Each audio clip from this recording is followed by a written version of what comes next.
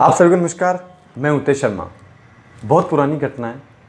एक बार एक कुश्ती के अखाड़े में उस अखाड़े के उस्ताद के पास एक 9-10 साल का बच्चा आया।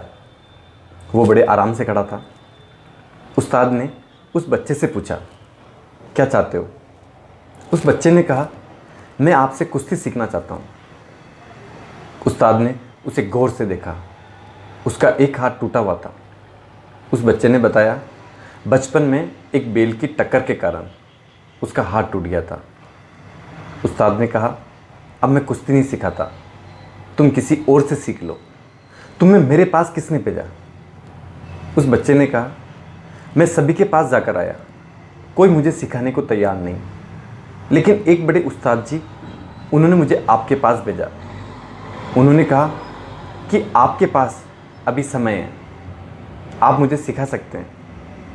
मैं बड़ी उम्मीद से आपके पास आया हूँ। उस्ताद ने उस बच्चे से पूछा कि तुम कुश्ती क्यों सीखना चाहते हो? उस बच्चे ने कहा कि मुझे और मेरी बहन को सभी लोग छेड़ते हैं। मैं अपनी रक्षा के लिए और अपने परिवार की रक्षा के लिए कुश्ती सीखना चाहता हूँ। मैं दूसरों पर निर्भर नहीं रहना चाहता। उस्ताद ने उसे गौर से देखा और कहा, ठीक है, लेकिन एक बात का ध्यान रखना, जब व्यक्ति कुश्ती सीख जाता है तो उसका नशा उसके सर पर चढ़ जाता है, वो अहंकारी हो जाता है। तुम इस बात का हमेशा ध्यान रखना, अहंकार से बचना। उस बच्चे ने कहा, ठीक है। उस्ताद ने कहा, सवेरे जल्दी अखाड़े पे आ जाना। बच्चे ने अपने गुरु को प्रणाम किया, धन्यवाद बोला और अपने घर चला गया। अगले दिन सुबह से उसकी कुश्ती शुरू हो गई। गुरु उसे एक दांव सिखाने लगे। वो बड़ी मेहनत से वो दांव सीखने लगा। लगभग 6-7 महीने बीत गए। एक दिन अवसर पाकर उस बच्चे ने अपने गुरु से पूछा कि मैं इतने टाइम से एक दांव सीख रहा हूँ और मैं इस दांव को अच्छे से सीख गया हूँ, अब कोई दूसरा दांव सिखाइए। गुरु बिना बोले बाहर चले गए। बच्चा समझ गया, उस्ताद नाराज हो गए। उसके बाद वो वही दांव लगातार सीखता रहा, बिना कुछ पूछे। बहुत टाइम बाद एक दिन उसके गुरु ने कहा, सुबह जल्दी आना, पास के गांव जाना है, वहां कुश्ती का आयोजन है और तुम्हें उस कुश्ती में भाग लेना है। बच्चा सुबह पास के गांव पहुंच गया। उसे वहां देखकर सभी लोग हंसने लगे। ऐसा पहली बार हो रहा था, एक बिना हाथ वाला पहलवान कुश्ती लड़ने आया हो। लेकिन उस बच्चे ने शुरुआत के 2 पहलवानों को जल्दी से चित कर दिया। उसके बाद जो पहलवान आया था वो थोड़ा अनुभवी था, लेकिन थोड़े समय के बाद उस बच्चे ने उस पहलवान को भी चित कर दिया। अब आखिरी बाजी थी। एक आखिरी पहलवान जो उसी की उम्र का था, लेकिन ज़्यादा होशियार था, अनुभवी था और उसी अहंकारी गुरु का चेला था। जब वो सामने आया, जो सारे जज लोग बैठे हुए थे, उन्होंने दोनों पहलवानों को पास बुलाया और कहा कि कुश्ती बराबर वालों में होती है। तुम दोनों एक काम करो, इस बच्चे के एक हाथ नहीं है, अतः ये पुरस्कार और मेडल तुम दोनों को एक साथ दे देते हैं।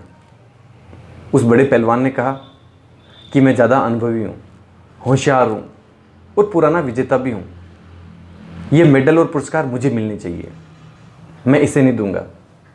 तो उस बच्चे ने कहा कि मैं भी यही चाहता हूँ कि ये जो भैया हैं इनको ज़्यादा अनुभव है और कुश्ती से इसी का फैसला होना चाहिए। जज लोग हंसने लगे। उन्होंने कहा कि ये बच्चा मूर्खता कर रहा है। कुश्ती शुरू हुई और थोड़ी देर बाद उस बच्चे ने उस बड़े अनुभवी पहलवान को चित कर दिया। पूरे मैदान में तालियां बजने लगी। सभी लोग बड़े खुश हो रहे थे। वो बच्चा विजेता घोषित हुआ।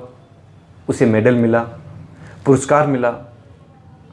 वो अपना मेडल और पुरस्कार लेकर सीधा अपने अखाड़े पहुंचा। अपने गुरु के चरणों में वो मेडल और पुरस्कार रखा और उनसे पूछा कि मुझे आपसे एक बात पूछनी है। उस्ताद ने कहा, पूछो। कि मुझे तो एक ही दांव आता था, फिर मैंने कुश्ती कैसे जीत ली।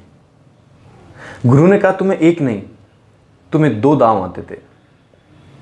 पहला दांव जो तुम हमेशा सीख रहे थे, और सामने वाले पहलवान को ये बात पता चल गई कि तुम ये दांव बहुत अच्छे से जानते हो, लेकिन सामने वाला पहलवान ये नहीं जानता था कि तुम और कोई दांव नहीं जानते हो।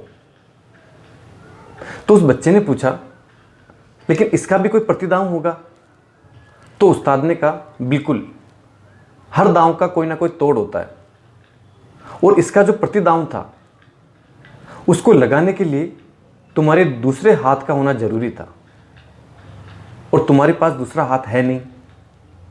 तो सामने वाला पहलवान उस दांव को लगा नहीं पाया और तुम आसानी से जीत गए। बच्चे ने अपने गुरु को धन्यवाद बोला और कहा कि आपकी वजह से मैं आज ये कुश्ती सीख पाया और जीत पाया। आप अपने जीवन में सोचिए, जैसे हर व्यक्ति में कोई ना कोई गुण होते हैं, उसी तरह हर व्यक्ति में कोई ना कोई कमजोरी होती है, कोई ना कोई खामी होती है। जो आपकी उस कमजोरी को, खामी को बाहर निकाले और उसे आपकी शक्ति बना दे, उसके साथ आपको जीना सिखा दे, वही आपका असली गुरु है। जो आपकी अंदर की कमी है, उस कमी को आपकी ताकत बना दे और उस ताकत से आपको अपने जीवन में हर मुसीबत से लड़ना सिखा दे, वही आपका असली उस्ताद है। उसी असली गुरु को खोजना है, खोजने का प्रयास करें।